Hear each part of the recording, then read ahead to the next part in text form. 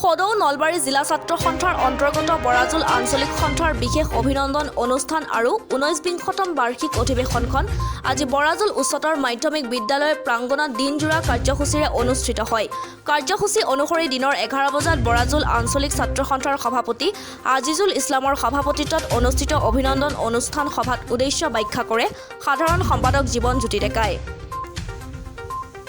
সদৌ নলবাৰী জিলা ছাত্ৰ সন্থাৰ শিক্ষা সম্পাদক ৰিয়াজুল আহমেদ আৰু ক্ৰীড়া সম্পাদক কংকন কলিতাই আধৰা অভিনন্দন অনুষ্ঠানটিত শুভ উদ্বোধন কৰে নলবাৰী জিলা উন্নতি সভাৰ সাধাৰণ সম্পাদক ৰাতুল ডেকাই।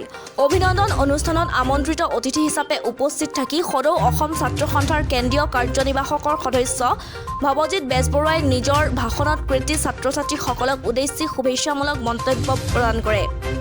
শিক্ষাৰ্থীসকলক ভৱিষ্যতে জাতি আৰু দেশৰ সৈতে কাম কৰিবলৈ আহ্বান জনায়।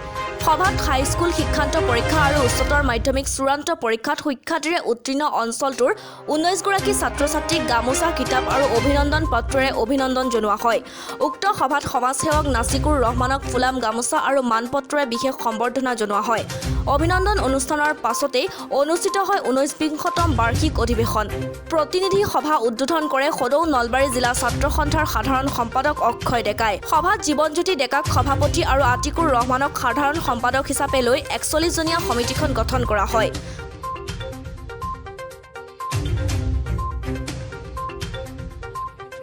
বাহাৰঘাটৰ পৰা নৰেন শৰ্মা ৰিপৰ্ট, শংকৰজ্যোতি নিউজ।